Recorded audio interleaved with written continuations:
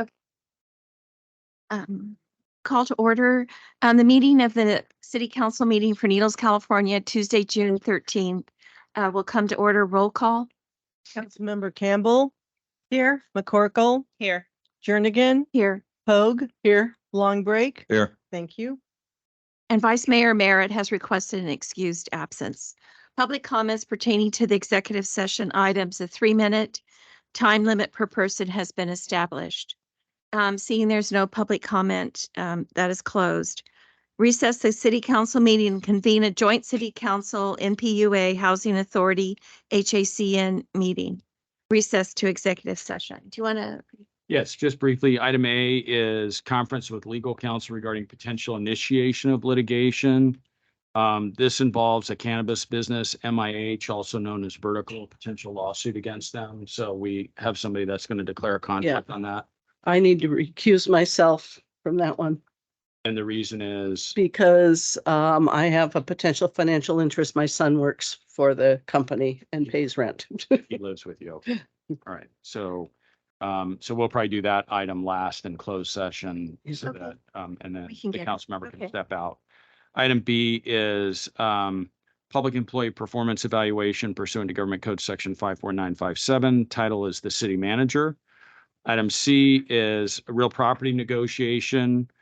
The property is 4 acres of, a 4-acre vacant parcel located on the north side of San Clemente and west of Broadway. The APN is listed in the agenda. Item D is a conference with legal counsel regarding existing litigation, and that's City of Needles versus Janine and Gershon et al. And those are all the items. Okay.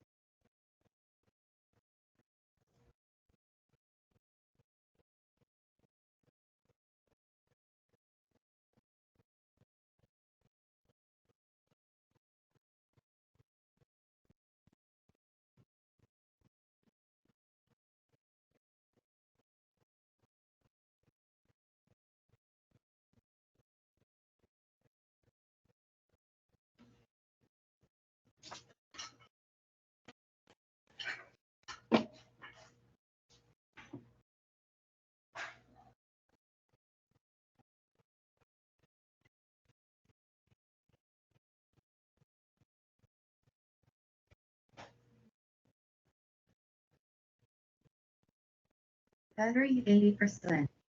Thank you. Yeah.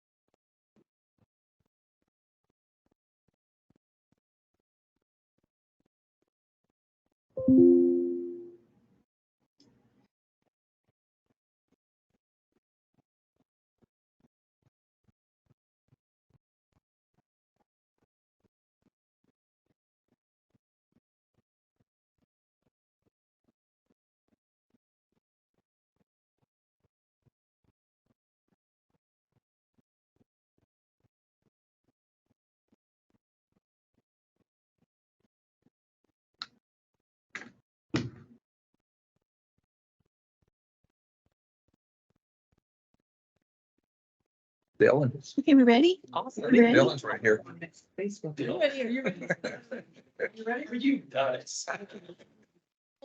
about his dog? Yeah, she's there.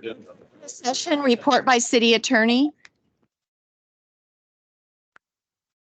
The council met in closed session. Item A was NPUA and council conference with legal counsel regarding potential initiation of litigation pursuant to Government Code Section 54956.9D4, one potential case. This matter involves a potential lawsuit against a cannabis business, and for that reason, Councilmember Pogue recused herself from participation in the discussion on this item as her son works in the cannabis industry and lives with her. Item B, there was no reportable action taken on that item.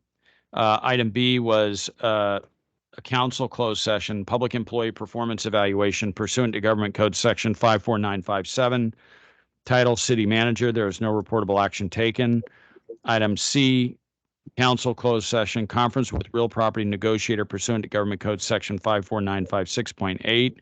Agency negotiator, city manager Rick Daniels or his designee, negotiating parties, the city of Needles, potential seller, and Armin Metavosian as a potential buyer of a portion of the property described as approximately 4 acres vacant, located on the north side of San Clemente and west of Broadway. The APN is listed in the agenda. Under negotiation were price and terms. There was no reportable action taken in closed session. Item D was a council closed session that was conference with legal counsel, existing litigation, Government Code Section 54956.9D1, in re the City of Needles versus Janine Ann Gershon. And the case number is listed in the agenda packet. There was no reportable action taken on that item either. And that concludes the report out from closed session. Thank you. Roll call was previously taken. Please stand for the invocation and the Pledge of Allegiance.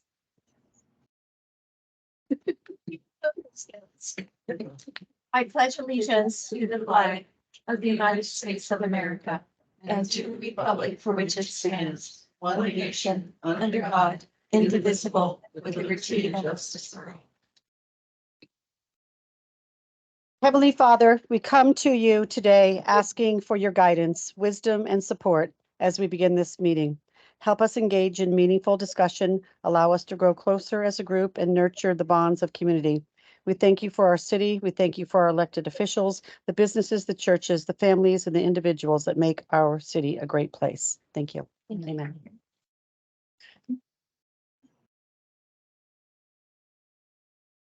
Mayor, might I ask that the agenda be modified to bring item 3, which is presentation of our state champion softball team, to the very first item on the agenda.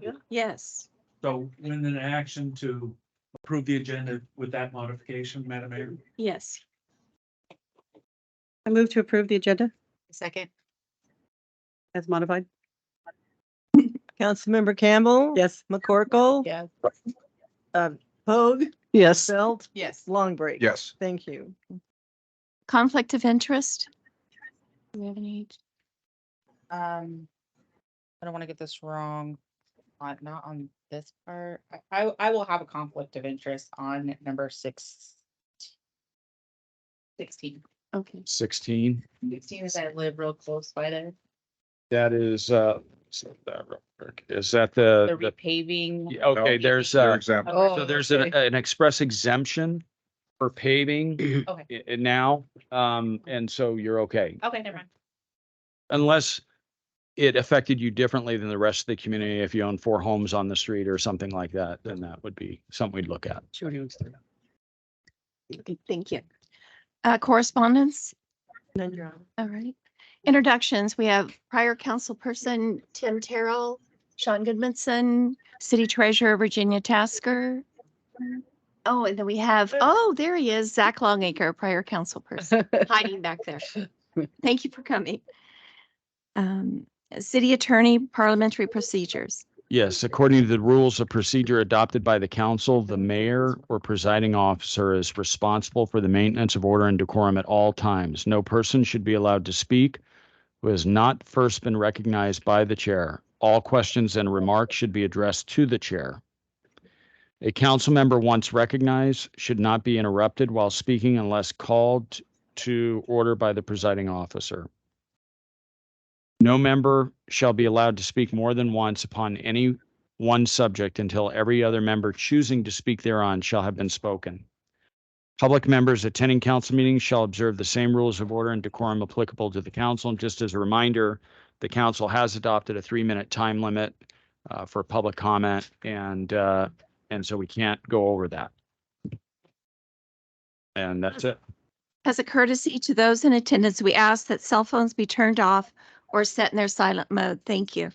Public appearance. Persons wishing to address the City Council, MPUA, HACN, on subjects other than those scheduled or requested to do so at this time.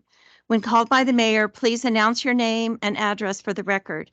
In order to conduct a timely meeting, a 3-minute time limit per person has been established by Municipal Code 2-18. Amendments to the California Government Code Section 54950 prohibits the city council, NPUA, HACN from taking action on a specific item until it appears on the agenda. Zach.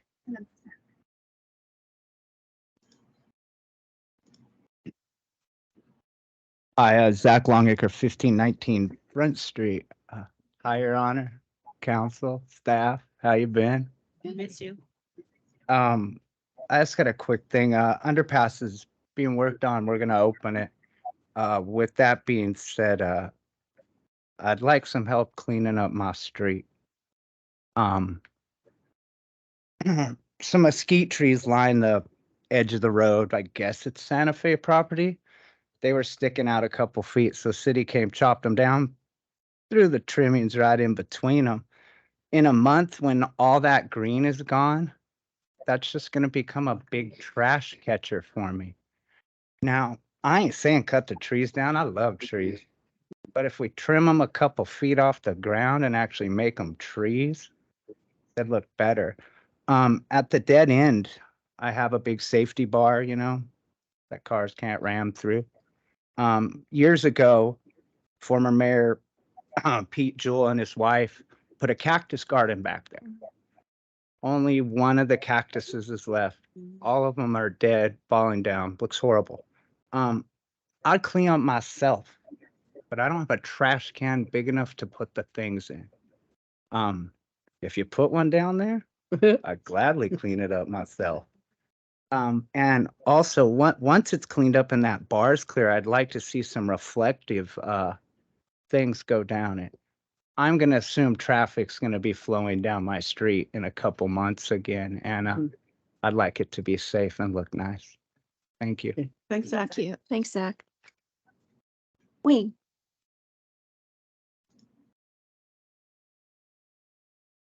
Okay, Wayne Colburn, 2237 Casa Loma Street. I just want to do a real quick update for the chamber here. We're kind of excited. We've this last month we had 4 new members coming in. We actually have about 3 more that are looking to come on. We have been invited to become part of the Tri-State Chamber of Commerce for the local area from Laughlin, Bullhead, and all the way up to here. So that's real exciting. So we'll be actually working together to create some new opportunities throughout the area. So we're just really excited. I know I said the last time I came up here that we were close to getting the website up, and we're getting closer. That was what, 2 months ago? And Takes time. Joanne, I was told that it will have an event calendar, so we will be able to post events from other members and stuff, so that when the city has things that are going on and everything, that we'll be actually be able to post that all up there, Good. so that people can look at the site and be able to get a lot of good information for the whole city. Good. Thank you. Wayne. See you Thursday. All right, see you Thursday.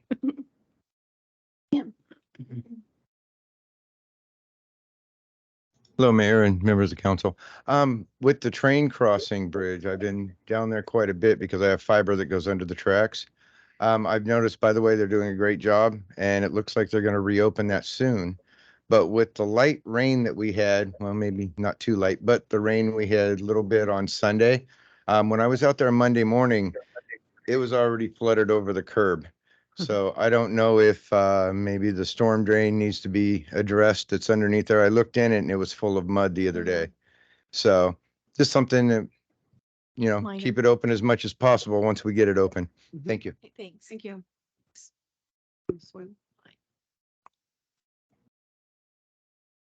Hi, Misty Hanson, K2X, 100 Balboa Place.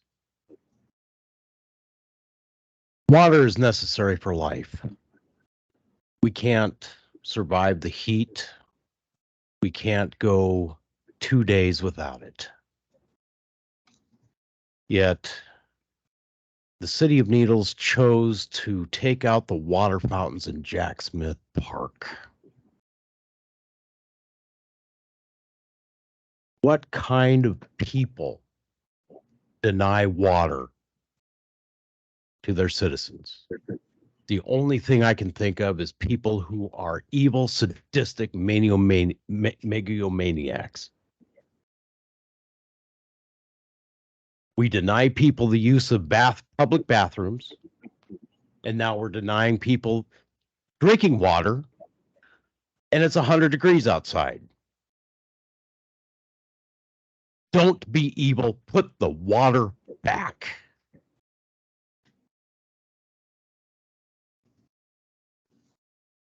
Interviews and possible appointment of members. Oh, Are sorry. we gonna do the girls? Oh, yeah. Are we do the girls now? Yes.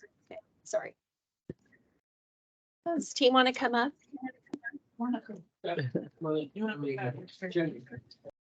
Yeah, I gotta get out of the way. Over here. I moved here. We're here and making this presentation is Sandy Chandler, and as head coach, and Miss Chandler are both Miss Chandlers as assistant coaches. Coached the girls softball team, varsity softball team, to a state title. And that is, not only were they the winner in our division, but the state rankings have them about 13th or 14th in the entire state. So that's includes the 5A schools and 4A schools. And I saw a number of games, and I was never so proud as the effort that was put forward by these girls. So, Madam Chairman. Congratulations. Okay, certificate of appreciation in recognition for outstanding performance, winning the state championship in Reno, Nevada, defeating Battle Mountain High School. On behalf of the mayor and the city council, we hereby present Scotty Powell with this certificate of appreciation and express our sincere thanks for your dedication and commitment to the Needles High School softball team 2023 state champions.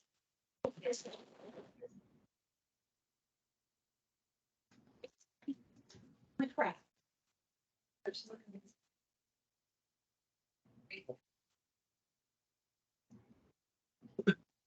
Laura Dorme.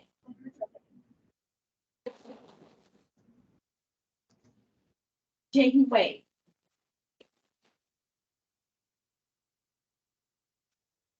Annalise Keller. Jalen Garcia.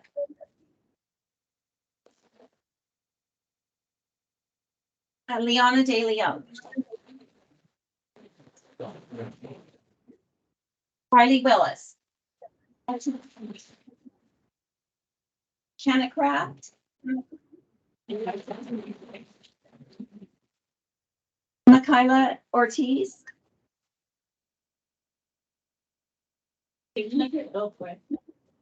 Penny Powell.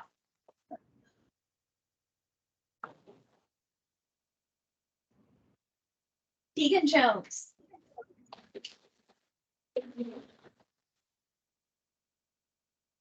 Abby Chandler. Thank you. Alex Chandler.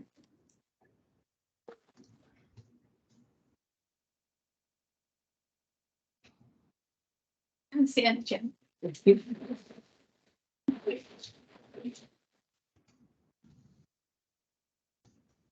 for once you all to scoot over just a little bit. Yeah. Yeah. Slide. We will go with yours. The ladies did. Yes, yes. Oh, If I could, I also like to say this group of girls was also team of the tri-state this year too, out of all the schools around here.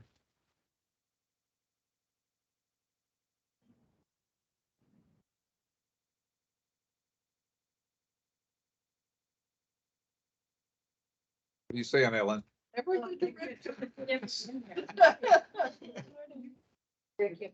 Oh, I'm sorry.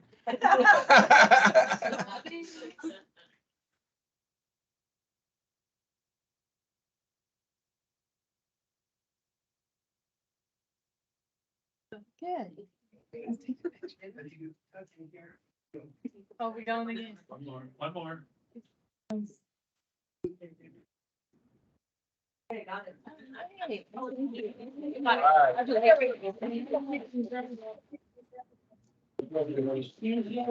you very much. We're very, very proud of you.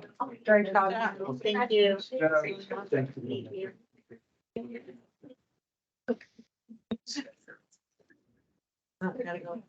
One more.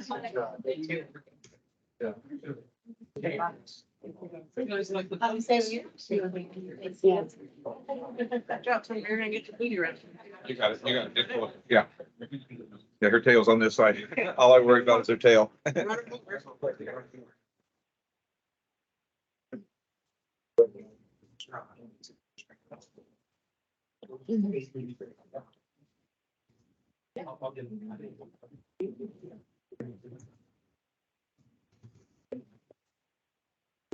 Hey. So. Thank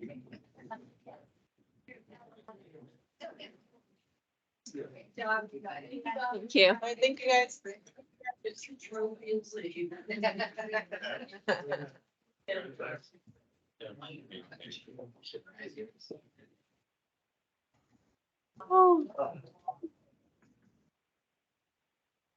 Go.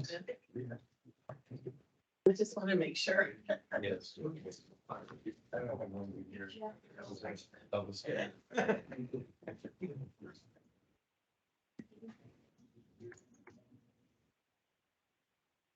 Okay, interviews and possible appointment of members to the Needles Housing Commission. Madam Mayor, I know Mr. Smith is unfortunately out of town, so he could not participate today. I believe the other two applicants would like to do.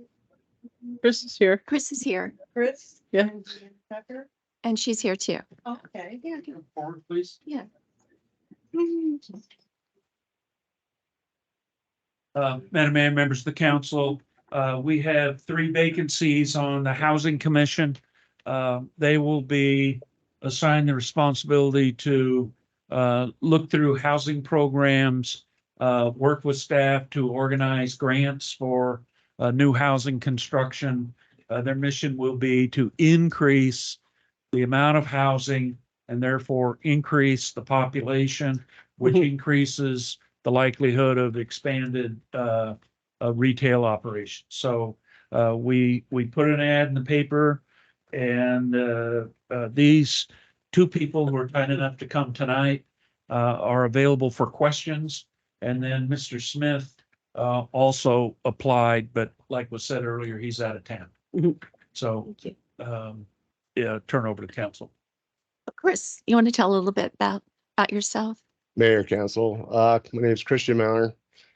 I've been a resident of this town for 10 years now. Worked at Hardware Store 5+ years. Got to know the community, got to be kind of welcome to the family of the community. Jan brought it up to me one day and I was like, what the heck? I've seen at least of all of you at least one time in the last 5 years in the hardware store. I get to hear a lot of complaints. I get to hear a lot of good things. When I heard that the council was going to take on a new project, I went, interesting. I believe new projects with the right group of people can make a strong team to make it strive. In order to do that, we need communication. We need to be able to, not just amongst ourselves, but with the workers that are out there doing it. They need to know what we have in mind. What's our future? What are we looking at? You know, we're out there taking something out. Why are we taking it out? You know, why, I think communication is a big key to starting a new project. So my interest in just managing restaurants for 30 years, and I think I could be a good asset to starting a new group and making it a team, making it a wheel that just runs smooth, and the project just keeps on going smoother and smoother. And then at the end of the day, we're all just going, wow, that was just incredible how that worked. I would like to be a part of something like that. And any questions? Anybody else have a question? Very good. Thank Good you. job. Yeah, thank you. Thank you. Hey, Deanna. I know. We can still ask him questions. Hello. Hi, Deanna. Good afternoon. How's you guys doing? Good. You want to just tell us a little bit about yourself, why you'd be qualified? I worked in the industry of apartment management for the past 15 years. And when I ended my employment in Anaheim, I came here to Needles and bought my first property and went on to own another piece of property here because your property was so lucrative compared to anywhere else at the time, 2015. And after that, I was always known as a tourist. You know, I was not a local. But to tell, when I first got my beginnings was here in Needles. I ran the Mesa Grande complex for a year before I moved to Anaheim and worked for another 15 years in this same complex at the same industry, in which I got a lot of experience. And I was employed by a very, very good employer who trained me and showed me a variety of different avenues in that. I was responsible for accounting, keeping track of the books, ending the books at each month, accounting for all the receipts, renting, and also handling the maintenance and any property projects that occurred on the property.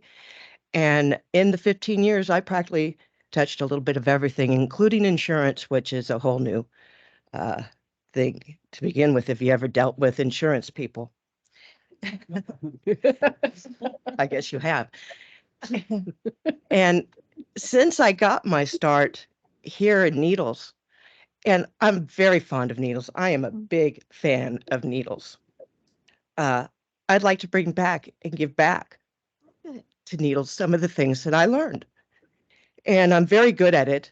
I'll pat my own back any time of the day because you don't stay someplace for 15 years and walk away with nothing.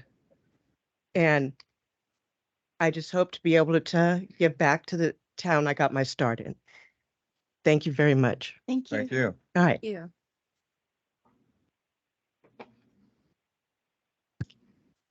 Madam Mayor, members of the council, after hearing from two of the candidates, and I think Mr. Smith had his rationale in an appropriate action would be to appoint those three to the three vacancies or ask us to go out and get others. Hey, council, I'll move to approve the I will three. second it. roll call. And we have Call for to vote. establish the years their term expires, so they're staggered every year. Right. So we have a 27, a 2026, and a 2025. Anybody have a preference? Them or. It's all, you can assign whomever to whatever. Do they reapply after the, like, Yeah. 2025, they just come back to re-ask for it up? Okay. Go in order. Let's go. Let's just go in order of how you Dave, listed it. Deanna, and Bob Yeah. in that order. No, the order of. Yeah, they're in order right there. On the Yeah. paper. So are we gonna vote on them one at a time? No, you No. can. No, we just do it. all Yeah. at once. Okay, so we have Deanna, Robert, and Chris. Uh-huh. Perfect. Okay.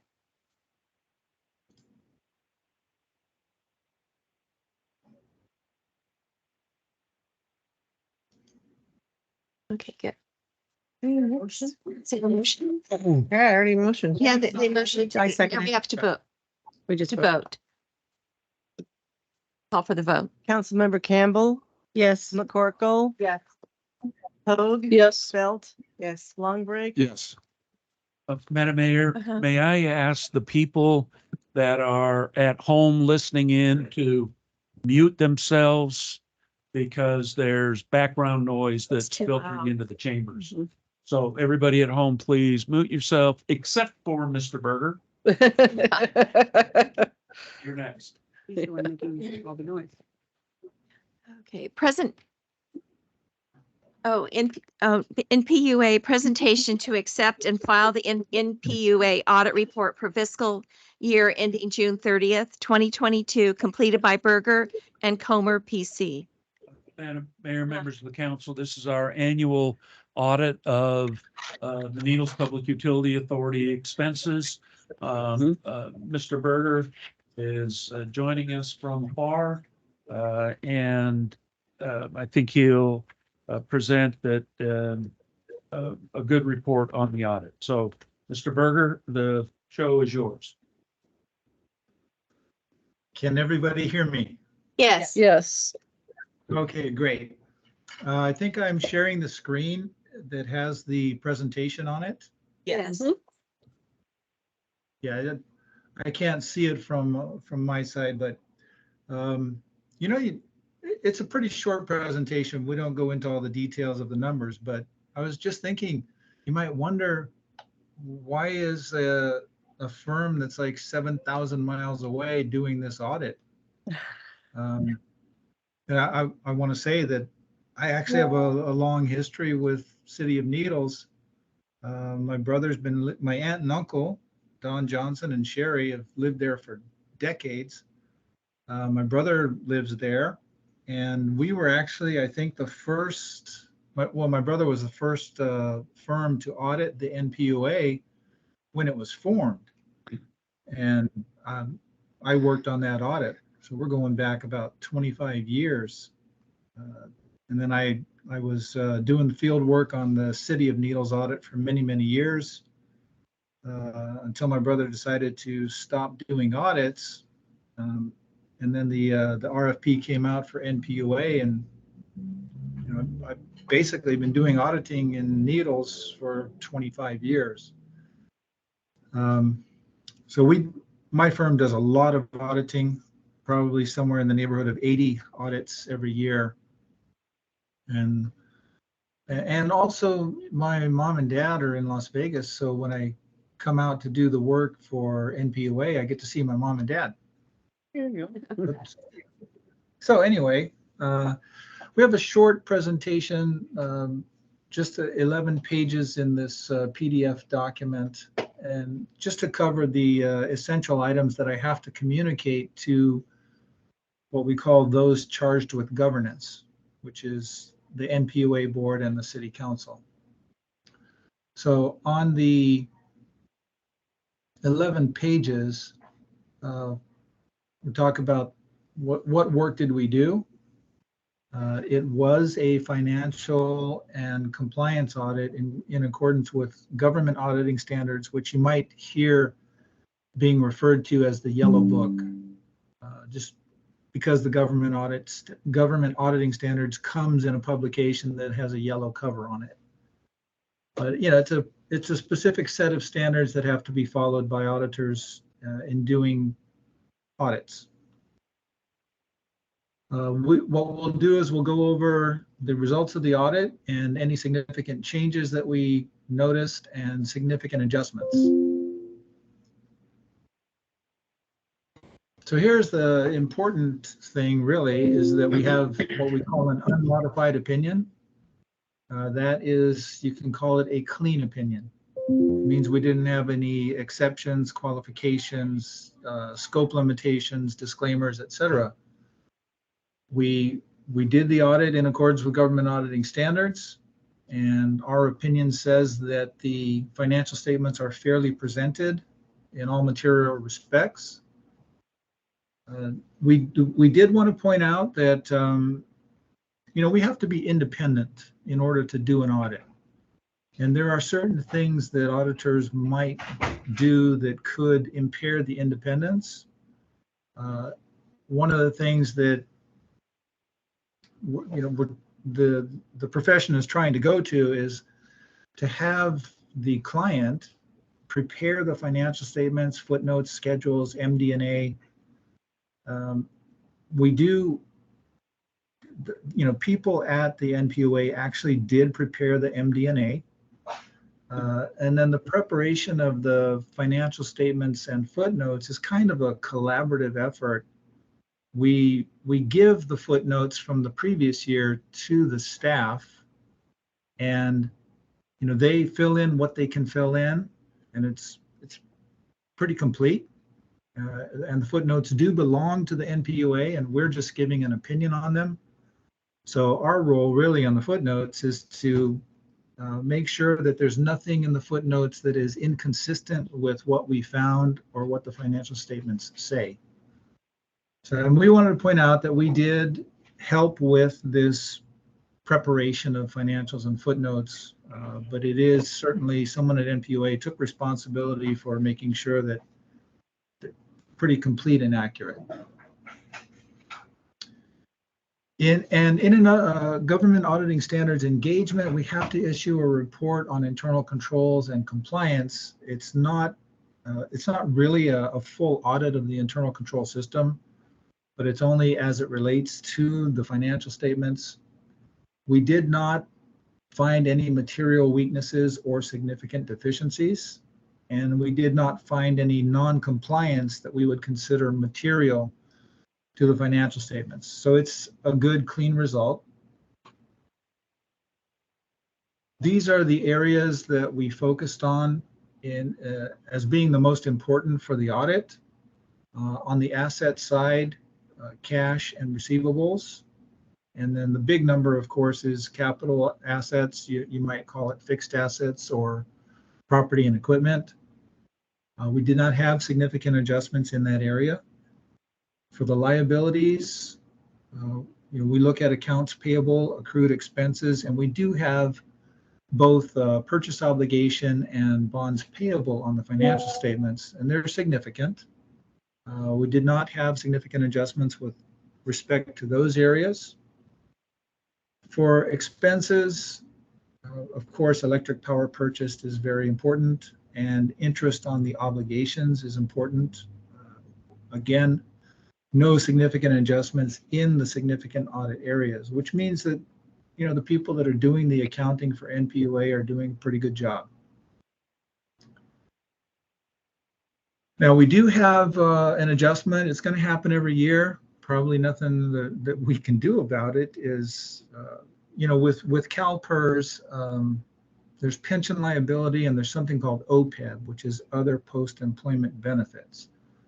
These, they're subject to actuarial calculations, and that information is provided to the city's auditor, and then the city's auditor gives us the allocated amount that's going to be recorded by NPUA. So I would not, be too concerned that we're having an adjusting entry for either pension or OPEB, because in all of our audits, this is something that comes from outside and it's recorded pretty much as an adjusting entry. There's no way to know by June 30 what these figures are going to be. And then we have one more set of required communications. There's a statement on auditing standards that requires us to communicate this stuff to people charged with governance. And so these are the elements here. Letting you know that management is responsible for the accounting principles that are used. We did not see significant pronouncements being adopted during this year. There are pronouncements being issued every year, and we generally communicate with our clients on what the important pronouncements are, make sure that they're reading them and implementing them as required, and encouraging clients to call us if they're having difficulty implementing a new standard. We're not aware of consultations with other accountants regarding accounting or auditing matters. We didn't encounter any significant difficulties with management. We didn't have any disagreements with management about accounting and reporting. We feel that NPUA's accounting policies are appropriate and have been consistently applied.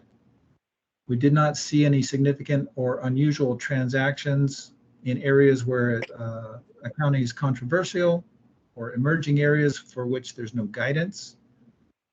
Again, we did not have significant deficiencies or material weaknesses. We did not find any material irregularities, fraud, or illegal acts. And then lastly, all adjustments that we proposed were recorded. And it's really the OPEB. We did work with Barbara DeLeo on on the audit quite closely, and I think we got a good result. We got everything where it's kind of understandable to us.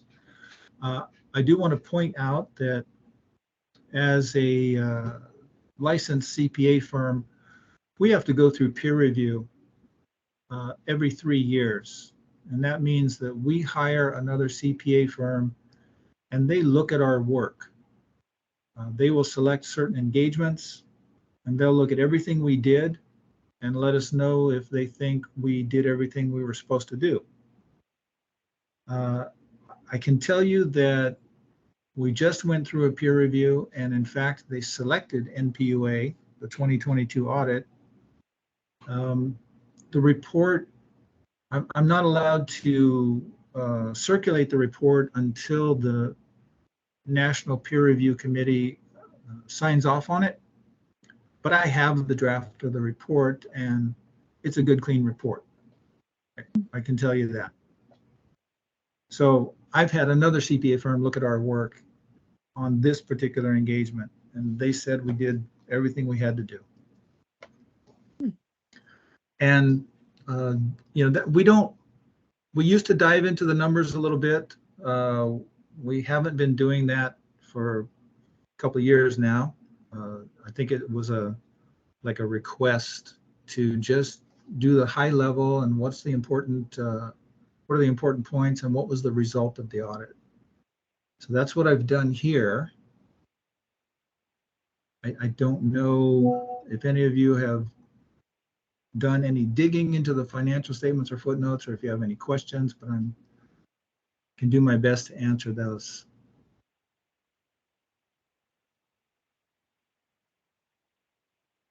I don't think anyone Anybody has any questions? No, No. there's no questions. Madam Mayor, let me conclude with, this is there's nothing more important than what we do than to make sure that the money is properly accounted for, that it's used for the purposes intended, and that it is properly accounted. The gold standard is that this audit fairly represents the financial position of the city. And Mr. Berger's firm has concluded that without reservation. So congratulations to Barbara and her finance staff for a job well done. So this is basically goes over what she goes over for us during our budget committee meetings. He just verifies again Right. that those are correct. Yes. This is for the 2022 year. Yes. It's for, yes, 21, 22, 22, 23 will begin right after July. Okay. But It never ends. yeah. Other cities would be envious of this audit report. Need to open it for public comment. Thank you. So do we make a motion to accept it then? I'll make that motion. Public comment. Public comment. Public Oh, comment, any public sorry. comment on the audit? If not, public comment is closed. Okay. Yeah. Motion to accept the audit. Second, I'll second. call for the vote. Councilmember Campbell, Yes. McCorkle, Yes. Hoag, Yes. Belt, Yes. Long Break. Yes. Thank you.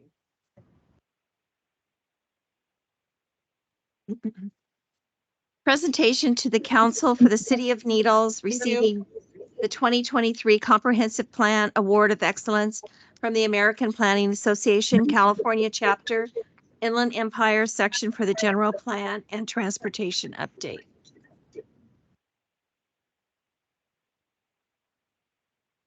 Thank you. Great, folks. We cut it. Congratulations. Thank you. Oh, no, you didn't. Yeah, we did. All right, There we fine. go. All right. So, no, I know. So, What did you do? so that's the, so on May 11th, the city manager and myself drove down to the Chacon Cheech Marin Center for Chicano Art and Culture in Riverside, and we're presented with this comprehensive plan of small jurisdiction award. Basically, it's the Inland Empire APA, which is the American Planning Association. It's a top award I'm going to come up and present it to y'all in a second. But basically, it's the award for organizations that have gone through an exceptional planning process. And so when the general plan was updated, it hasn't been done in 36 years. That was one major feat. And so congratulations to you all for getting that done on behalf of the city. In addition to that, within the plan, there were certain policies that were implemented that really stand out. A downtown centralized in our core designated, which is fantastic. The K Street underpass, pedestrian walkway. Someday we're going to expand those to a bigger lane, so that's exciting. And then the mixed use development in the downtown as well. So this is the organization honors innovative plans and projects of distinguished members and planning professionals and elected officials and cities. And so this is a significant achievement, and I want to present it to you all. The city manager and I would like to give this to you all. And then the county of Riverside also recognizes the city of Needles, even though we're in San Bernardino County. They congratulate us and recognize the city of Needles for the significant impact in promoting sustainable development, improving urban infrastructure, and enhancing the quality of life for communities across the region. They're very proud of us with this certificate of appreciation, express their gratitude for the leadership, vision, and service. Congratulations for the city council. So I'll give a round of applause. Y'all stand up to take a photo with the award. I can share it with the state, because now we're up for the state. Oh, my. Here, do that. Someone can hold this. Because I'm out of this picture. Here, this is for you guys. Again? That's for your award. Something that you all are.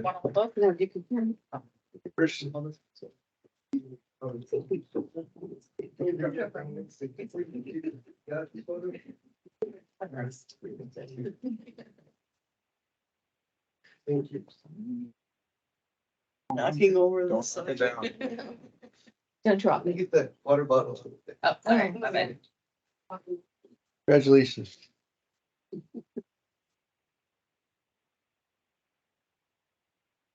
All right, Yeah. thank you. Thank you.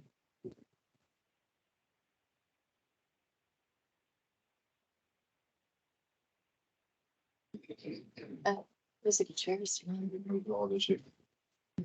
Usually when I say stay, Public hearing, NPUA, council and HACN, public hearing notice to consider all evidence and testimony for or against the approval of the City of Needles, NPUA, HACN budgets for fiscal year ending June 30th, 2024. Staff report. Yes, Madam Mayor, members of the council. Before you is the city manager's proposed budget. This represents the work of the last 2 months in forecasting the city's revenue over the next 15 months, but also focusing on expenditure expectations during that same time period. The budget that's presented to you is balanced, yet every amount of money the city has is either shown in a departmental appropriation, like personnel, materials, or supplies for any of the departments, but also it has all those, or it's in the emergency reserve. And that is according to the fiscal policies that the council has adopted, that those reserves are to be at least 10% of the city's general fund operating.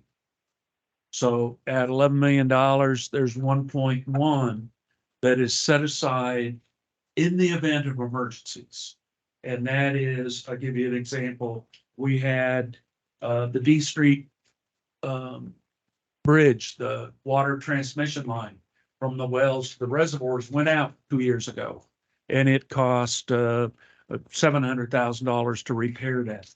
Those are monies which are in reserve for in the event of an emergency. So the budget is balanced, which is also your policy.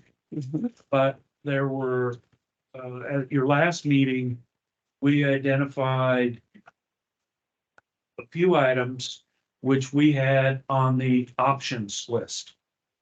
And those, if I can get to them.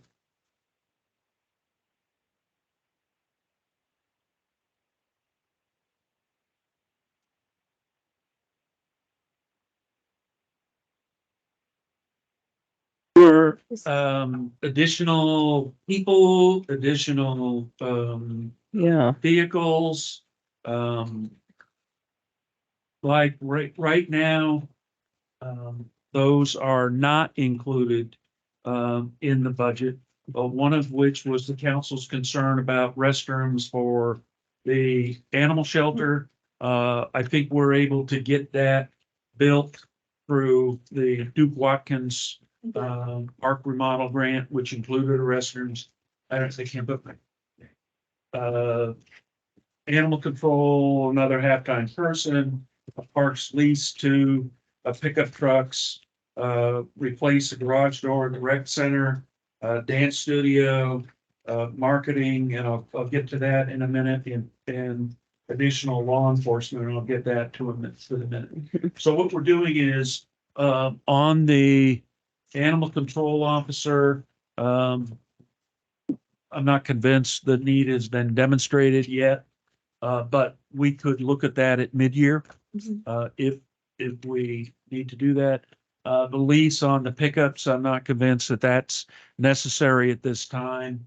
The garage door, replace the garage door, the dance studio, that's something that I intend to approach Supervisor Rao about her using some of her community fund, which is part of their $9.4 billion budget, that maybe she would find that meritorious of funding.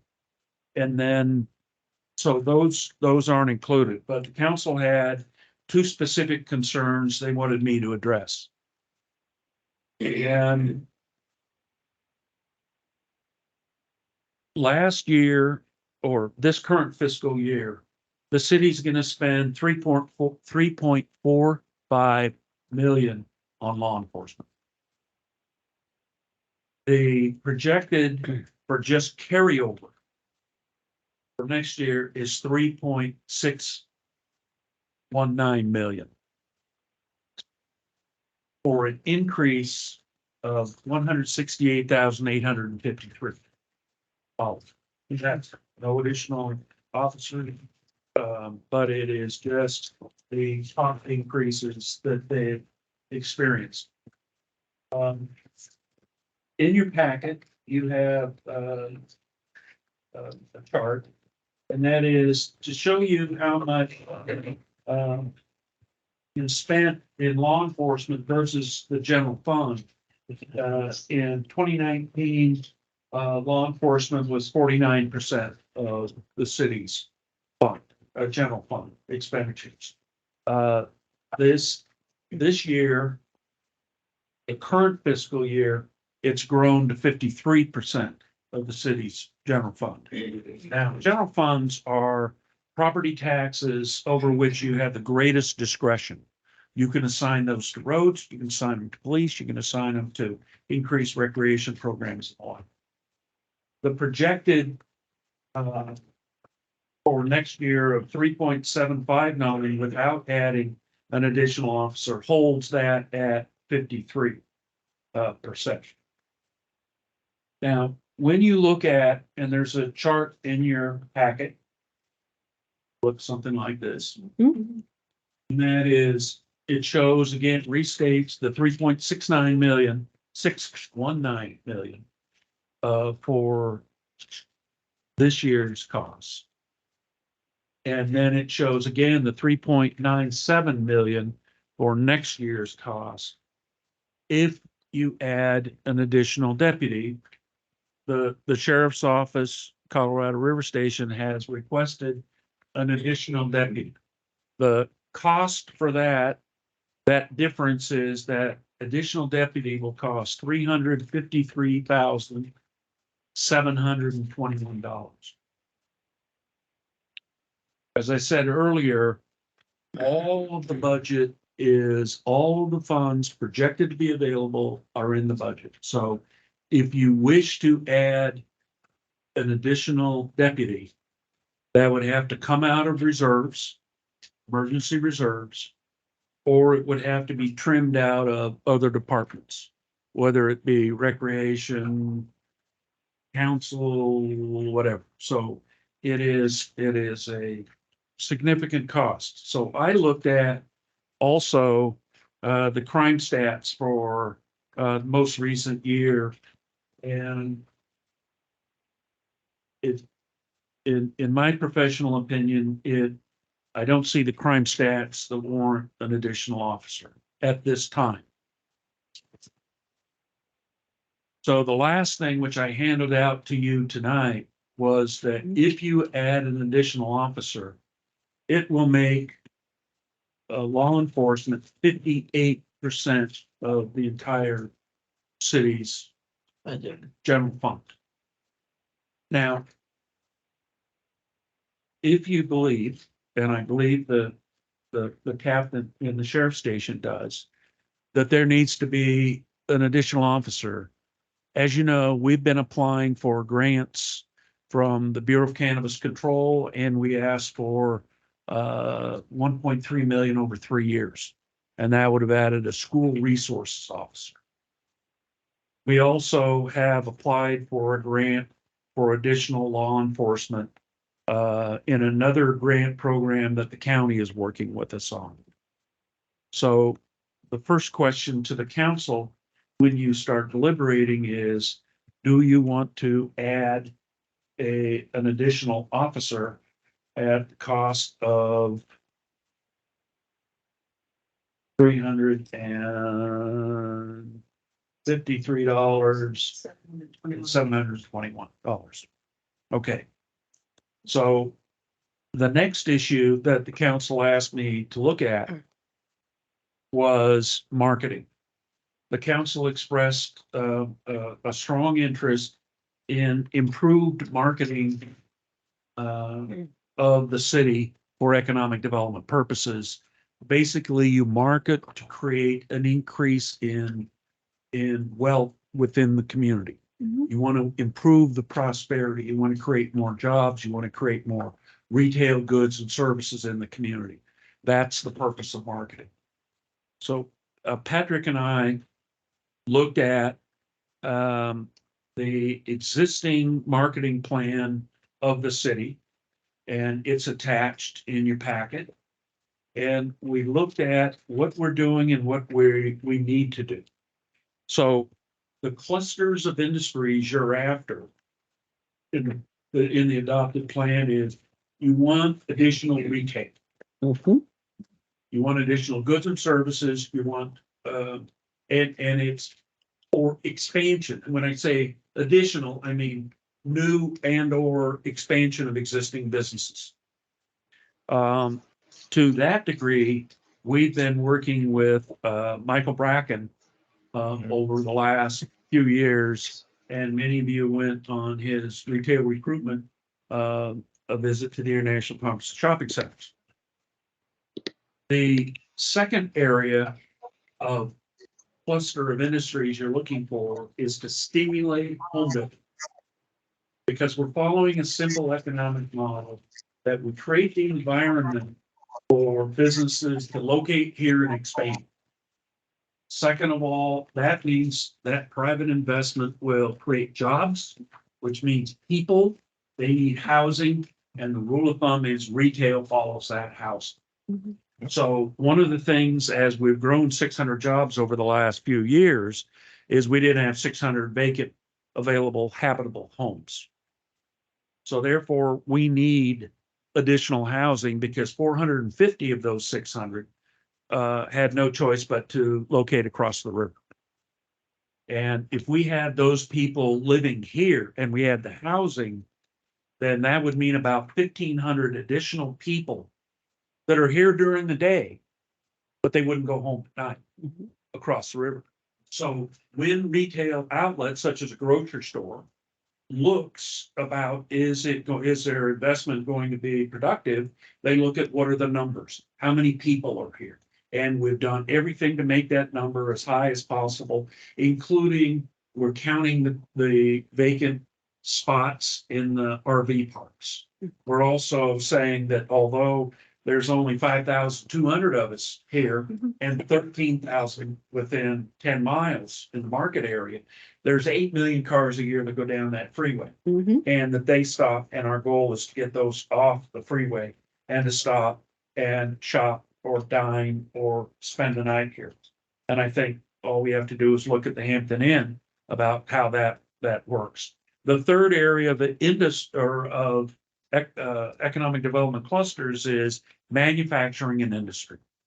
And that is what has brought the cannabis industry here, has been the low cost power in comparison to the rest of Southern California, where we have a flat rate of 13 cents a kilowatt.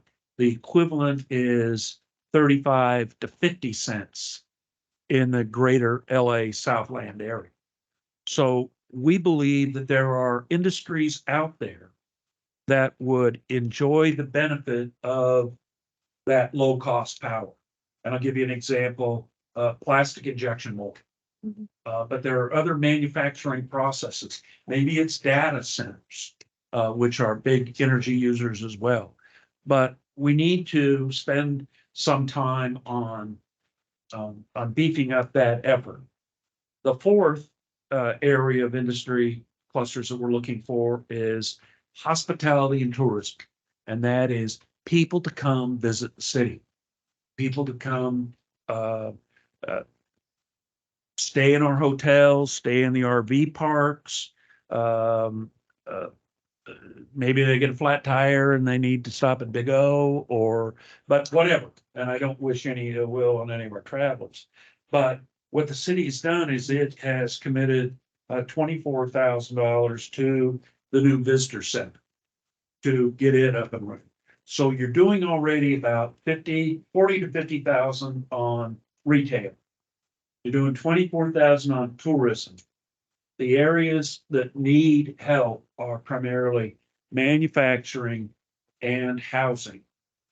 But then everything else could use it, because marketing is one of those things that you never have enough of. You know, is one communication with a potential new business enough, or does it take 5? You don't know, and each one's different. But I believe that if you set aside 50,000 in the upcoming budget, you will be able to begin a marketing program that can address the gaps. And then I think in probably year 2 or 3, you'll be, I think Mr. Bracken will be retired. And as a result, then you would be able to have, $100,000 that you could commit to a more integrated marketing program, branding program, you want to call it that. To just put needles on the front of everybody's mind. And go, maybe we ought to go check that out. Now, I can say from experience in previous jobs and from my own travels is every time I go visit someplace, I think about what would this be like to live? And, we need to get our visitors and maybe put up a sign that says, if you moved your business here, you'd already be home. You wouldn't have to drag a boat trailer back to Orange County. Or we put billboards in LA going, tired of paying 50 cents a kilowatt? How about 13? That's what we pay in needles. But and that's as clever as I get. So there are other people that have much more clever ideas, techniques, methodologies, protocols. So this would constitute an investment in that. I think in the first year where we're embarking on something that we haven't done, that we do like we've done on retail, and that is, we look to, contract with somebody. And then as we get better at it, then you would look at bringing on a full-time person to undertake the overall marketing in a consistent voice and writing style. Because right now, I write something for part of it, Patrick writes something, so we need a cohesive, consolidated, sharp as an arrow, marketing strategy, because we can't afford money to waste. So, Madam Mayor, that's my overall budget presentation. I'd be glad to answer any questions, and I'm gonna lean on Barbara if you ask me anything to talk, because she knows this inside and out. But one final comment, I don't need to be Debbie Downer, but every economist that I've heard in the last 6 months is forecasting a recession. Now, but none of them will tell you when, and none of them will tell you how deep. We saw it at the ICS show. Yeah. So we need to be very, very cautious about that reserve. Because we don't know. Yeah. And expenditures are relatively easy to control. But if revenue starts dipping, and we keep these in line every month. If revenue starts dipping because sales are decreased, because people are getting anxious about the economy and having their job, then that becomes a death spiral, and we may get into a position that we don't have adequate reserves. And I think we have a safe reserve, assuming that any recession is short-lived. And I think this being a presidential year, upcoming, this will be a presidential election year. I think there will be more money spent by the federal government, which only gives us the gift of inflation a year, 2 years out. So that's not succinct, but we budget very conservatively, and this is a uber conservative because we can't afford to make a mistake. So I'd be glad to answer any questions. Any questions by counselors? Yeah, lots of questions. I think this is something that I've been definitely asking for the last 6 years. I think you're 100% right. We're heading into a depression or a recession. Sorry, God. But I also think that we need to look for other ways. We talk about this all the time about manufacturing. We keep talking about it. And I know you guys have 1,000 plate things you have to build our infrastructure up, but I feel we still have to sell needles in order to keep the money coming in. So sometimes you might have to spend a little bit to make that money back. We have no presence in the social media world. And I mean, you can Google needles and you can't get onto Facebook. You can't get onto Instagram. You can't get onto Snapchat. And there's so many, I mean, I don't understand that world yet. And I'm not, well, I guess I am old. But but that's the way to get people. I mean, a billboard we're not newspapers, we're not billboards anymore. It's social media. And if we aren't selling ourselves, I mean, we're not going to continue to grow. And I mean, marijuana's helped us, but we have to look at other revenues. And I think it's time that we start investing back into needles and trying to figure out how to get more money into needles. Right. And and that's why 50,000 would Yeah, get no, us I completely understand. a good solid running start at doing it. Were Brackman just approved to the rest of the year, this fiscal year? Yes, but in the budget is in doing the following or during this upcoming fiscal year. So 2025 though, it said on the paper, 20, or no, 23, 24, 23, 20, which is the focus of this budget. and that's a $30,000. 50. It's between 40 and 50. And it's really depending upon how much on-call we do for him, or he does for us. But it's basically about 40. And then if there's any additional services that we need, then he does that. Like 2 years ago, we asked him to attend the hotel version of ICSC, where all the hoteliers across the country have a trade show and they, hotel financiers, hotel chains, people that want hotels in their community get together and the dating services on. But between 40 and 50 is where that is going.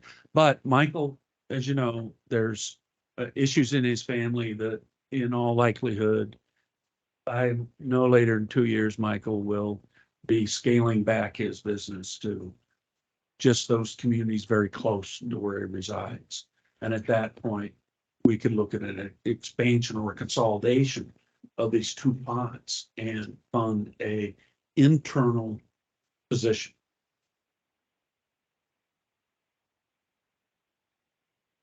I'm going to say something real quick. My concern is with the general reserves. I mean, we're only at 1 point, just barely 10%, and 350,000 will get us down to 800,000. And if we have a transformer emergency or, anything else, it just puts us far below what I feel we should do. I think at midterm, we can look at all those options again. I do agree on the 50,000 for marketing. It is important and we got to get out there. We saw that at the ICS show. We've got to get more of our name out there. We've got a positive image. People, they're not beating us up over the heat anymore. We were the last stop, and I think with the improvements in our exits are really going to help. So I think everything that we're doing, the general plan, identifying our downtown will help also. So I think we need the headway, much more there right now. Ellen? We had talked about a consultant. So the program with marketing would be like starting with having a consultant, and then as Michael phases out, that money can be brought together to turn a consultant and their recommendations into a position, or more of a position of someone who does marketing for us. Is that Correct. what Correct. we're looking at? Yes. To actually have a person in the future that actually. It's been my experience that when you're introducing new functions, albeit overdue, I agree, that it is best to start with a contract labor, whether it be a consulting firm or an individual contract, a private provider. And then in the second year, then you make a commitment to a permanent position, which then triggers, as you know, benefits for employees, which can reach 30, 35, 40%. So it is getting a running start and then a year from now, making a decision about, okay, now we know a lot better. And here's, even under a contractor, here's how we can do better. And we will all get better at this as time goes on. Thank you. Something to say. From going to the latest convention with Mr. Bracken, I can see how having a consulting firm could be beneficial as far as some of the contacts that Michael Bracken had brought, or even get us into some of these conventions, because these conventions are crucial for a growing city, a city that's already established, that's already could coast its way through. That's an amazing position to have. We are not there by any means. Do I think the whole entire scope of what we pay for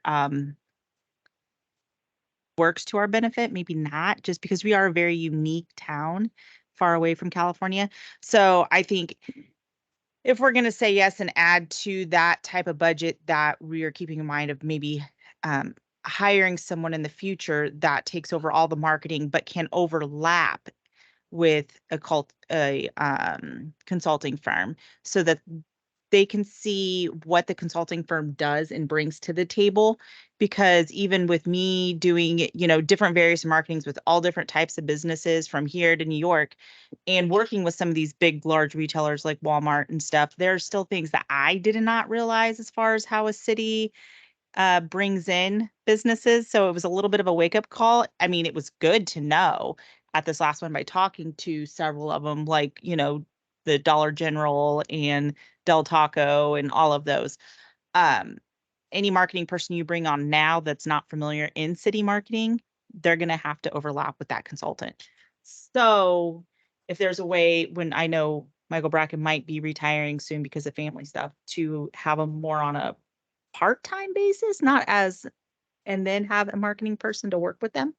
Well, you want a smooth transition. Right, because And there's going to be a Michael- lot that you hire a local person who's not done city. Well, And the marketing. first thing we It's do not- is steal his Rolodex, his That's if you. contacts list, because. Okay.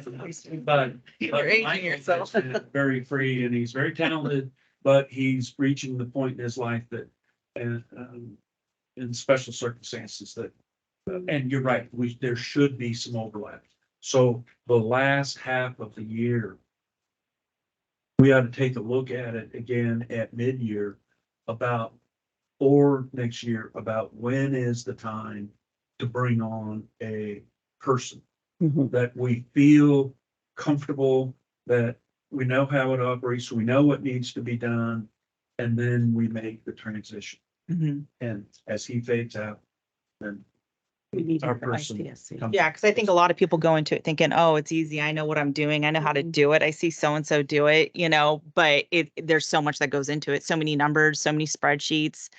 You know, there's, you know, you use the statistics on other cities. It's pretty in depth. It's not like, you know, marketing for your local hardware store or your local whatever. It's definitely a different beast for a city.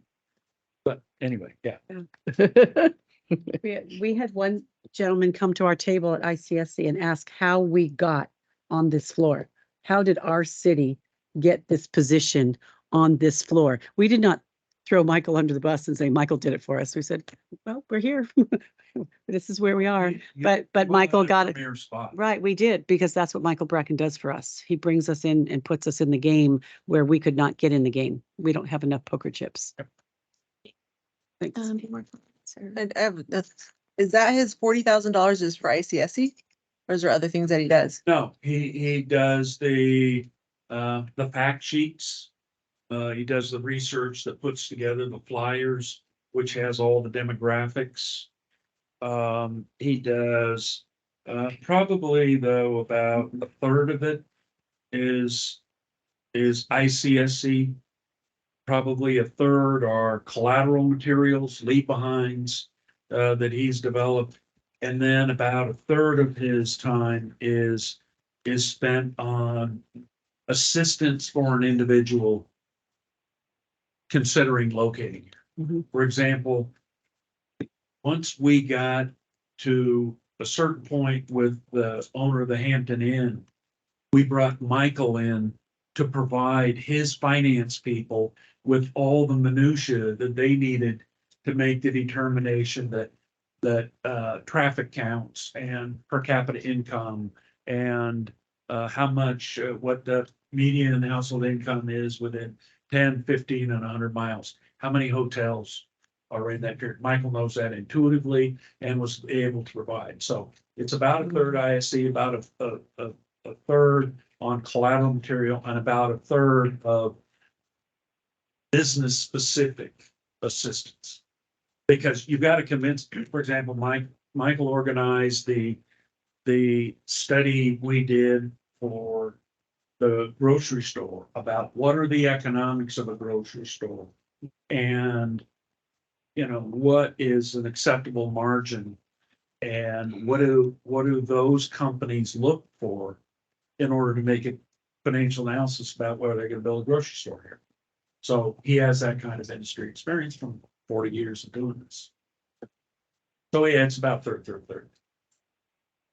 Anybody else? Okay. If not, any public comment regarding our budget?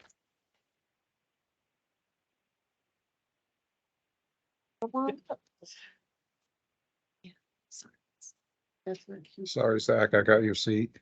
I want a different one.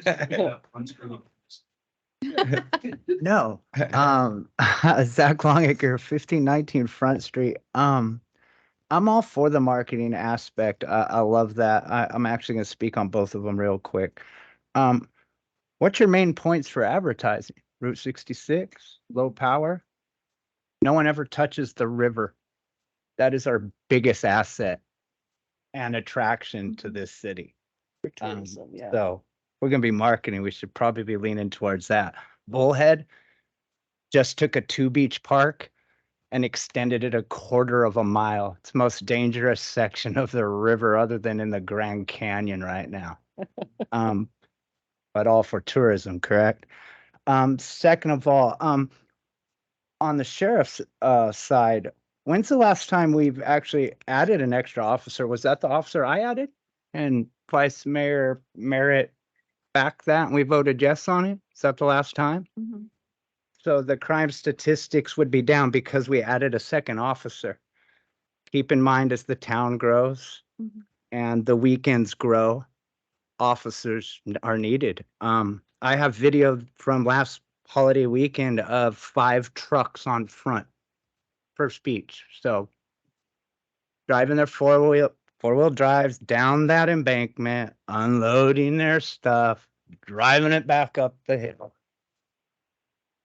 Those guys stop that kind of stuff. That man can't be at every beach every minute of the day on every holiday weekend. So it's things like extra officers that make the crime statistics go down, make our place safer, make less graffiti, less vandalism. How's that Denny's building going? Every time they patch a window, 2 more get broken. I drive by it every damn day. I know that's $700,000 between those 2 items, but you really got to think of what's needed, and kicking them down the line and for 6 months or the next election, you're not going to have that money then either. Thank you. Wayne?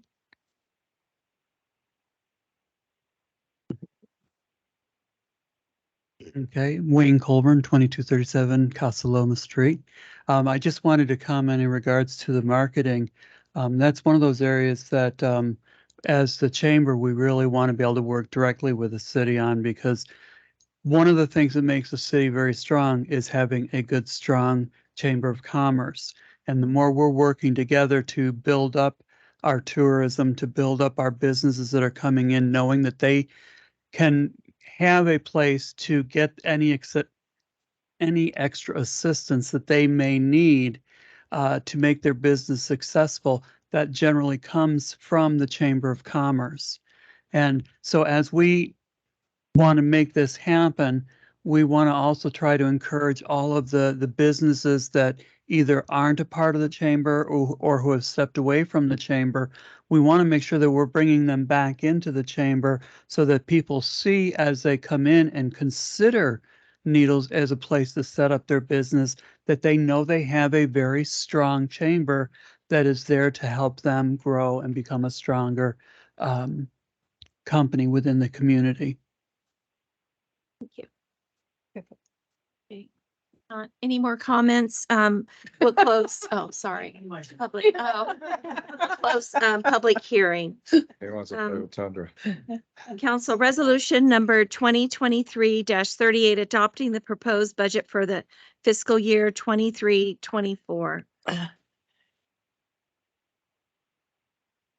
I have a motion? Are we approving all 5, 6, Are and we 7? doing all of them at once, or? The first action would be to approve the budget. You want to do that And first? then, Want to do that first? and then you could, though, make a motion to, Say something. including the marketing. So you can move to approve the budget, including the allocation to marketing and or including the additional sheriff's deputy. Those are, and then that way you could vote on the budget all in one motion. Can we close the public hearing first on that? Sure. I did, yeah. We did. I did. Yeah, the public Okay. hearing's All right, closed. yeah.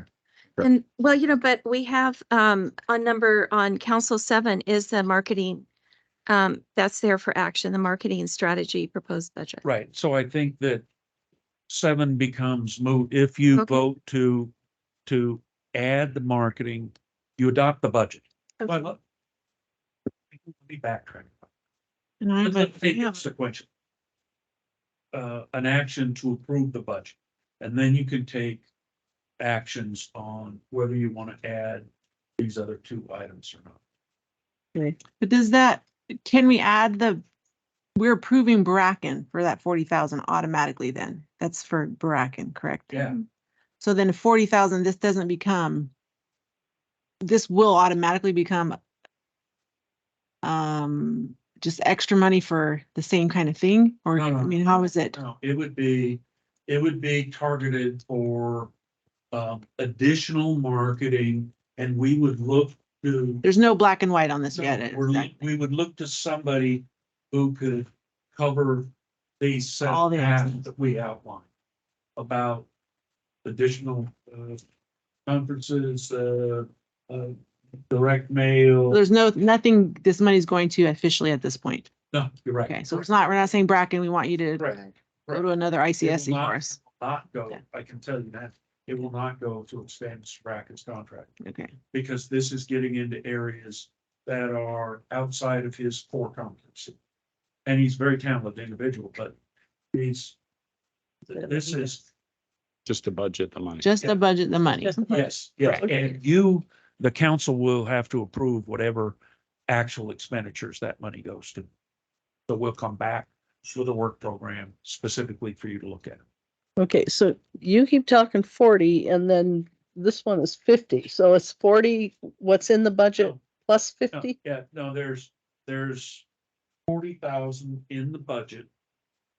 Right now. 40, 50 for the existing level of marketing. Okay. But I understood the council wanted an Addition. addition, and that is what I'm suggesting, the 50 be that enhancement that fills in the gaps that we're not doing now and adds some overall improvements. It's better on the manufacturing, for example, better on the home building recruitment, because each of those, I think as Jamie would tell you, you have to have a different strategy to approach both those different groups. So you're talking an increase of 10. No, 50. 50. So if it's Consider that in the in the regular budget is 40. no, it's 50. There's between 40 and 50. You know, then here I can. There's 50. Okay. And then, but that just is no more than what we did this year. But as I understood the request was to look at supplementing that Okay. with an additional 50 Oh. that is aimed at things that we aren't doing, that we could or should. Be adding to. Right. This is just Correct. approving the money to add Yes. to the budget. Yes. So we have it to use it when we come up with a marketing strategy Right. to use that money for. Right. And but you will the specifics will come back to you for approval. Because what if say we hire a company and they do Bracken's job? I mean, like we get like the golf course and they do the whole thing. They take it all over for you. I mean, Well, but I'm not gonna, I can tell you as the manager, I'm not gonna hire a new firm where I need help in manufacturing, industrial and housing recruitment. I'm not gonna have them overdoing tasks on retail. I've already got somebody there. Folks, stay in your lane. Focus on these matters. Now, there's always some overlap, Crossover. but yeah. but it's because you never can get everybody to operate in your silo perfectly, because with small agencies, there's so much crossover that happens. But it won't be to expand Michael Bracken service, I can assure you that. So like what you're talking about, we would need like some kind of large major firm, and I don't think that budget would cover that. No, but I mean, if there was like, say, the same kind of concept of Touchstone that takes over, hey, we do your marketing and we market your city on all aspects of it. Right, we may find, I'm sorry, Madam Mayor. Counselor, that we may find that at mid-year, that's where we need to go. but we're going to learn a lot in this next 6 months about what it takes to attract additional manufacturing and assembly. You know, maybe we go back to the idea we had in 2014 about an inland port, where we look to and in that case, it's not a $40,000 task. You're looking at maybe 100 plus just to lay out an intermodal track that the trains would form and trucks would transfer their loads to trains to take on into the LA market. But it gets us in the game.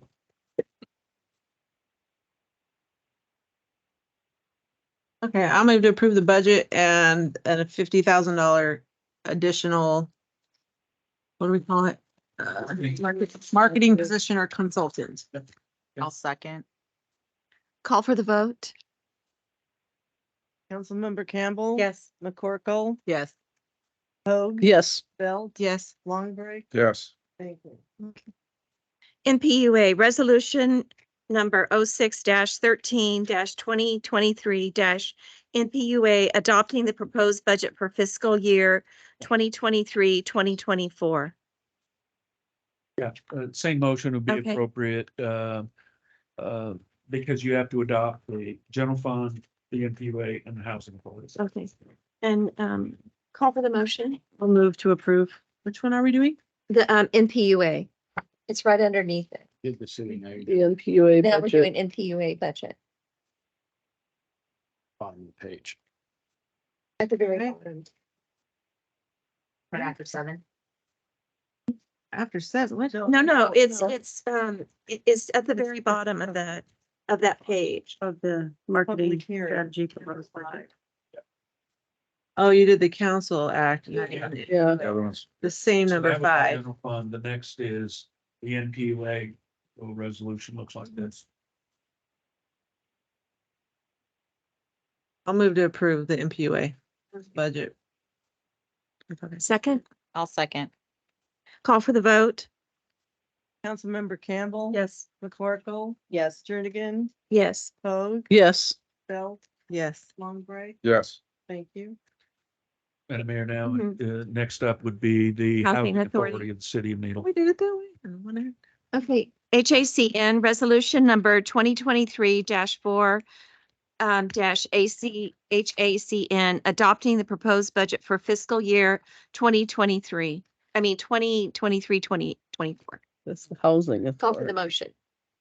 I'll move to approve the housing authority. Second, Yeah. Second. call for the vote.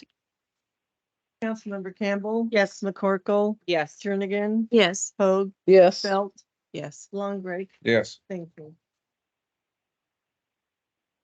Approve the 27th Amendment to Contract number 99-376 with the County of San Bernardino in the total amount of $3,619,032, providing for law enforcement services by amending Schedule A for the 2023-2024 fiscal year and authorize the mayor to sign the same. Yes, Madam Mayor, members of the council, this is the basic agreement we have with the county is to provide law enforcement services.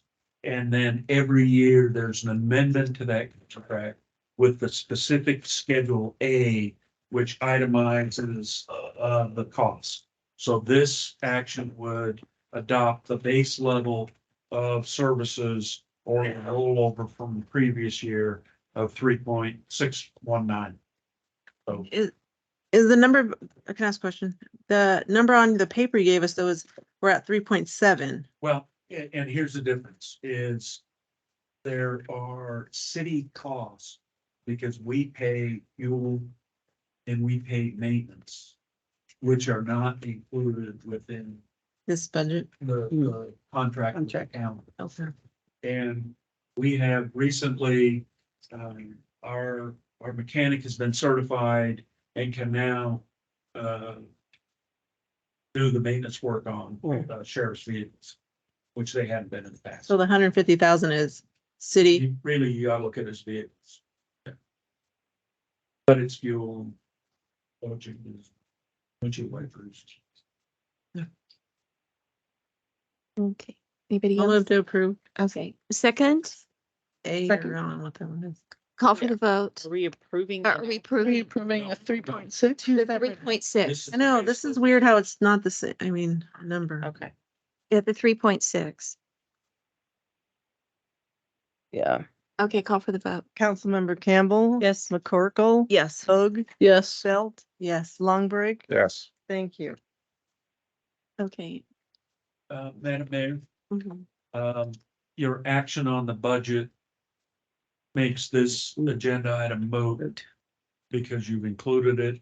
Therefore, Already approved. agenda item 8 would be appropriate. Okay. MPUA Council Consent Calendar. All matters listed on the consent calendar are considered to be routine and will be enacted by one motion in the form listed. The mayor, or any member of the MPUA Council may pull an item from the consent calendar for discussion. Recommended action, approve items 8 through 11 on the consent calendar by affirmative roll call vote. I'll move to approve. Second, Second. call for the vote. Councilmember Campbell. Yes. McCorkle. Yes. Jernigan. Yes. Hoag. Yes. Belt. Yes. Longbridge. Yes. HACN Council, HACN Council waive the reading and adopt Resolution 2023-3-HACN and authorizing write-off of previous tenant debts.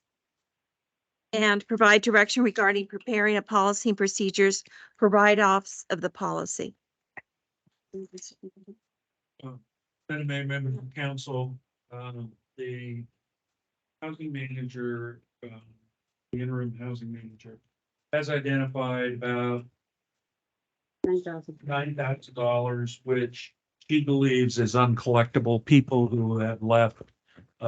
And therefore, for accounting purposes, we want to write that off as a loss. But we will turn those over to a collection agency Okay. to Recoup pursue, something, but yeah. for the city, and these are people who have left town or are unavailable to pay. So we will still turn these over to collection. Okay. Okay. Move to approve. Okay, call for the motion, Move to approve. Second. And there's no public call for the vote. There's no public comment. Oh, there's no? Well, can we confirm there's no public comment? Oh, Oh. ask if they want public comment. Oh, Open public, it. anybody have public comment on this? I didn't see it there. Thought- Okay, if not, public comment is closed. Call for the motion, Move to approve. Second. call for the vote. Councilmember Campbell. Yes. McCorkle. Yes. Jernigan. Yes. Hoag. Yes. Belt. Yes. Longbridge. Yes. Adjourn the joint council MPUA HACN Board of Commissioners meeting and reconvene the city council meeting. Public comments pertaining to the council items, a 3-minute time limit per person has been established. Consent calendar, all matters listed on the consent calendar are considered to be routine and will be enacted by one motion in the form listed. The mayor, or any member of the city council may pull an item from the consent calendar for discussion. Prior to council action, a member of the public may address the city council on matters scheduled on the consent calendar. A 3-minute time limit per person applies. Recommended action, approve items 13 through 20 on the consent calendar by affirmative roll call vote. Roll call vote. I will move to approve. Second, Second. call for the vote. There's no public comment. Oh, public comment. Any public comment on these? Okay, if not, public comment is closed. Councilmember Campbell. Yes. McCorkle. Yes. Hoag. Yes. Belt. Yes. Longbridge. Yes. End of the consent. Regular items, consider canceling the second regular city council MPUA HACN meetings on July 25th, August 22nd, and September 26th. Madam Mayor, members of the council, this is a past practice. We consolidate during the summer with one meeting, which allows staff and council members themselves to take vacations and their time off. This is completely at your discretion. Now, what we will do though, is we will always keep, you will, if you're inclined, you will cancel the meeting, but you have the right within 72 hours to call that meeting if it's absolutely necessary to have a special meeting. But keep in mind, special meetings are limited in purpose. So it provides better time off. Okay. All right. Do we need Any public comment? counselors or public, Do we need public comment? Yeah. on this one? anything on public comment? Okay, if not, public comments closed. Call for Move the to motion. approve. Second. Call for the vote. Councilmember Campbell, Yes. McCorkle, Yes. Hoag, Yes. Belt, Yes. Long Break. Yes. Thank you. Authorize those interested in attending the League of California Cities 2023 Annual Conference and Expo scheduled for September 20th through 22nd, 2023 at the Safe Union Convention Center in Sacramento and designate a voting delegate and alternate. Madam Mayor, members of the council, this is the annual gathering of city elected officials and staff from across the state. It's held every other year, 1 year in Northern California, one in Southern. Last year was in Long Beach. This year it's in the state capitol. And there will be opportunities that we can arrange for in advance for counselors to go meet with our legislative representatives, State Senator Padilla, Assembly Member Eduardo Garcia in their offices and carry the Needles message about some of the things they do and how it impacts cities. You can raise the issue of halos, about having some special rules, or maybe special rules that apply to border cities as opposed to one size fits all set for the coastal large communities. Reciprocity. And yeah, reciprocity. So, but this is the event. This is the gathering of city officials. There are educational opportunities. There's training. There's ethics. There's for anybody who needs any of their training certifications. I do that. So, I want to go. I would like to go. okay, anybody who does, Mhm. just send Dale a note Okay. tomorrow and we Okay. will make the arrangements. Okay. And, Now, we do have. can I to- recommend that Jan be the voting? You want to be the voting Mhm. member? I would like to be the alternate, but I would like Jan to be the voter. Okay, so Jan, the mayor will be the voting delegate and Ellen will be the alternate. So I know. So are we limited into how many people are going? No, I know you expressed an interest in attending. so Yeah. you Still want to attend? Yes. Okay. Thank you, Dale. Everybody else, Henry, Yeah, with or without Tundra? with Tundra. Okay. What do you mean without? I don't know, can she fly? I'm driving. Oh, okay. The Sacramento. 10-hour drive. It's not that bad.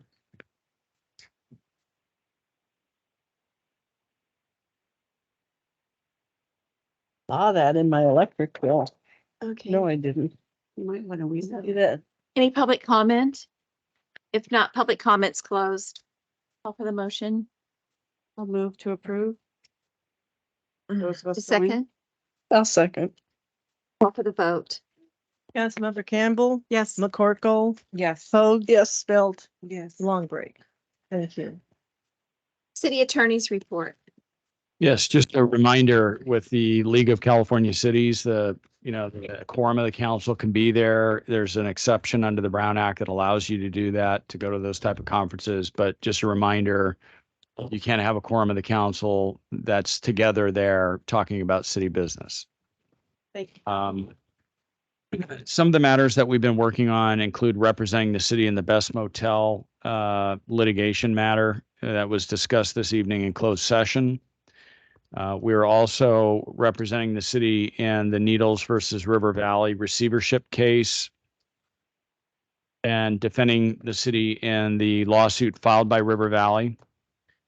Also, we represented the city in the Rio Buena Vista litigation. The city prevailed in that litigation, and at the trial court level, the appeal was dropped by Rio Buena Vista, and I believe maybe the city manager can confirm that they paid the $50,000 in legal fees that they owed the city this week or last week. Also representing the city on numerous ongoing code enforcement and receivership cases. We're also actively working with city staff and at the direction of the council enforcing the city's cannabis ordinance and voter approved tax. In addition, we've assisted the city staff with Public Records Act requests. We've assisted the city with public contracting issues and real estate matters. Also representing the city in connection with labor and employment matters. Providing advice on the Brown Act and conflict of interest questions as they arise. Also providing assistance to staff on housing authority issues. And then in addition to that, we worked on the Alano lease extension. And I think that's it. I think that's everything I have this evening. City clerk. Mr. Weeds. All the code's been submitted to MuniCode, so I'm waiting for a response when it will be placed on the website. In addition to scheduling training for future updates, so I can go in and modify whatever's there to bring it current when we adopt ordinances in the future. The vault at 1111 Bailey here, we have to prepare the vault contents because the new vault at 817 3rd Street is progressing. It's not done yet, but at least it's got walls almost up. So I'm excited about that. Identifying documents that should be shredded after the city attorney reviews them. We have shredding scheduled for June 29th. And then next fiscal year, there'll be more shredding going on because there's just a lot of documents the city needs to purge. Agenda management. We're keeping our fingers crossed and moving forward and should publish the first meeting in July on the website using the new agenda management program. I have tentatively scheduled sexual harassment training for those who have not taken it. For city staff, boards and commissions, etc. Either July 12 or July 13. That's prevention thing. Harassment. Prevention. We're good at that. Okay, I'll make sure next time, okay? What is the date? What is the date? July 12 or July 13 were some options. Now, I haven't gotten back with the yet. So hopefully it's still- Will you, you'll confirm that with us so I can put it on the Yes, calendar? yes, Tundra has to qualify too, right? yes. The goal setting session we've scheduled for Saturday, July 15, and the venue that's available is going to be the senior center. I'm sorry, the what? Senior Center. Senior Center. Yeah, and we've got it booked between 9 and 1. But I'll be sending out I'll be sending out information on that. Ongoing, responding to numerous records requests. Setting up Zoom and Teams meeting. We've been doing a lot of Zooms and Teams meeting with the MDA QMD and the SBCTA, and that's really time consuming, but it beats driving Yes. inland. Yeah. I appreciate that. And then we're continuing support with the planning department and all aspects of preparing the pack, getting it out and delivering and getting it Thank on you. the website. And then I guess on a sort of a sad positive note, every time I get something in the mail from a lawyer, okay, now what? Well, Tippy Polson is a very gracious woman. And she has designated the Needles Animal Shelter and the museum to be the heirs to what is left of her estate after they sell her house and pay all the bills. Oh. So that was the first good news I got from a lawyer ever. So it's Wonderful. sad. Very that we had to nice. pass, Pick but on it's, you. it's Very Nice of generous. her. And that concludes my report. Thank you. Good report. As a whole. Nope. City manager. Yes, Madam Mayor, I passed around a couple things, and I'm sorry if I don't have it for everybody. But Caltrans is organizing a free dump day, Mm-hmm. and it is part of Clean California program on Saturday, June 17th, from 8 to 2 p.m., 8 a.m. to 2 p.m. at their maintenance yard on San Clemente. You can take treated wood waste, construction debris. No, it's not accepted. No, that's what they don't accept. I got No, that's not accepted. Those are not accepted. Look it up. It's like, wait. I'm glad- I was just getting started. No. I'll take Don't it bring anyway. your tires, your e-waste, Oh. but debris, cleaning up your backyard, cleaning up your side yard. There's no charge at the Caltrans, office, or not office, but their work, their. So basically, it's. I have included a letter from State Assembly member Eduardo Garcia. And in it, he identifies a number of pieces of legislation that he has prioritized. Please take a look at this. If there's any issue here that you think the city council should weigh in on, to send him a message of support or opposition, then we could follow up with that. Okay. But I just wanted, Eduardo's been, this is part of his outreach, his marketing, Yeah. his branding to help get comments to. As you know, not only was the city recognized for its general plan, but what the city has done in the area of developing housing policy and housing goals is noteworthy. At one point, we were one of only 22 out of 400 and it's either 58 or 85 city and county jurisdictions that had adopted acceptable housing policies to encourage more housing, streamline the development process and all those things. And so someone wrote a case study about, and reason I was told that it's being used to shame other cities into, if Needles can do it, why can't Huntington Beach? Nice. Huntington Beach was at, and they said they're not going to. Right, I know. There's no land in Huntington Beach.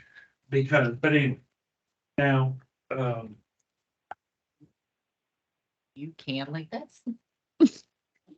well, meaning We're meaning trying to that have- we have- I know, but We I have- know they probably said it for real though. We have very few resources. in Right. comparison Yeah. To the larger cities.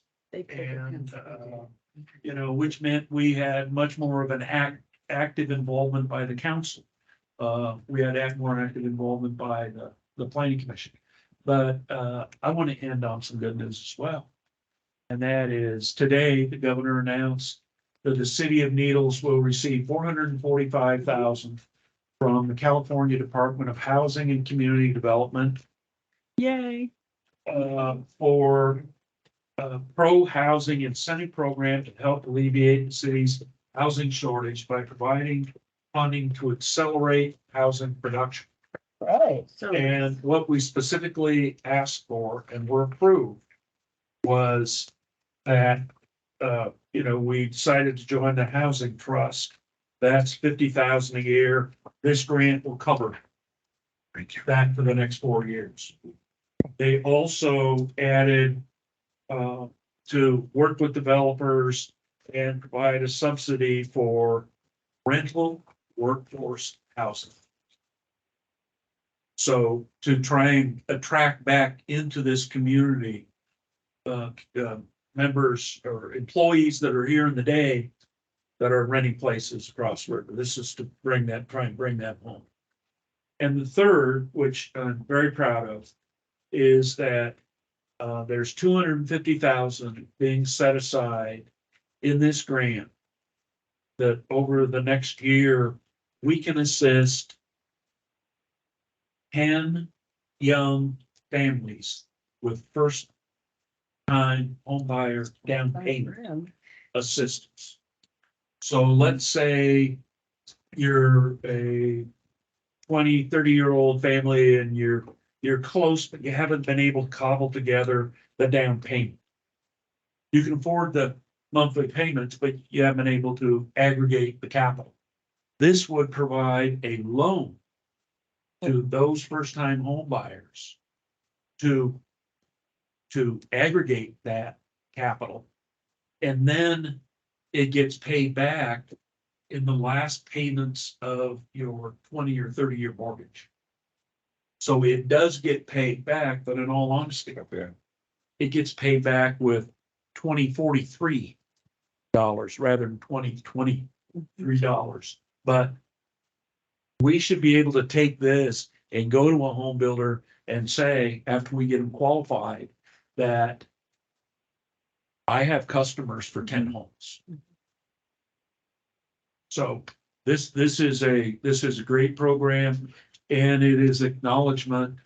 Like we joined the cities of Emeryville, Fresno, LA, Oakland, Rancho Cordova, Redwood City, Riverside, Roseville, Sacramento, Salinas, Ukiah, West Sacramento, and the counties of San Diego and Yuba.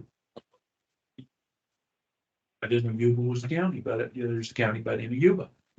So this is recognition of the hard work that we've done and are doing. There was an issue raised earlier in the meeting about drinking fountains. I know of none that have been permanently taken out. There may be vandalized. One, there are two that are in repair or maintenance, but before I hit the office tomorrow, I'll be down at the park or down at Jack Smith Park to try and ascertain in my own eyes what the problem is. What was said earlier. But it's there is no intent or goal or effect of, and anything if there's not drinking fountains, it's merely temporary. Thank And you. that's all I have, Madam Chair. Okay, thank you. Madam- Councilmember Campbell. Thank you. I just want to say that even during the pandemic, we didn't turn off the drinking fountains, so that we never turned them off. So we'll get to the bottom of that. I just wanted to, I don't know exactly how it all came about because I actually got 5 phone calls while I was in Los Angeles asking about free train rides to the public. And so I made some phone calls and I told people if they went and saw Judy Thornton or went and found Jan, that they obviously had some tickets and I didn't know anything about them, but I do know people, and my son John was one of the recipients that went on that train ride. He was so happy that he got to go on the train. And so I had a couple of friends that called me. They went on the train ride. One of them had never been on a train in her life. And she was and she's the one that went and got the tickets and brought him to my house. So my husband would take Johnny down. So he got his BNSF shirt, his BNSF sweatshirt, his BNSF hat, and some stickers. And I mean, he is just on 7th heaven. Usually Rainey's father gives him lights and torches and lanterns and stuff. So he loves BNSF. So however that happened, I'm very grateful that that was a thing and that people got to enjoy that. And I'm jealous I did not get to do that. And I do hope that we do something with Front Street down there in the end. I do go to the former mayor's house every week to visit with his widow, Gail, and I do notice that street. There used to be a beautiful garden at the end of that street of cacti that Pete put in there, but people stole them. So there's not a lot left and they're dead. They are dead and they're hanging over dead. It is pretty ugly. And I think when they do, it is true, when they open up that street, there's gonna be people going to go to the underpass or going down thinking they can go through like on my street and they'll turn around there. So a reflector would be good. So it would be nice. And if you put a dumpster down there, I'll go help Zach clean up too. We'll do a city cleanup down there on that street. However, we have to do it. But other than that, everything is copacetic in my world. Thanks. Councilman Corkle. I don't have much. I just want to say I think it's pretty awesome. A lot of the things that Needles has accomplished in the last 2 years, even, and the things that are coming, to light that we're finally getting. And the fact that I want to say, I know this council's been working really hard to get our name out there, to sell needles to all these other retailers, industries, you name it. We don't care what it is. We're going to take it.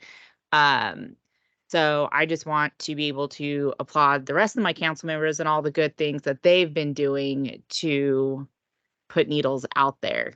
So thank you. Councilman. Oh, okay.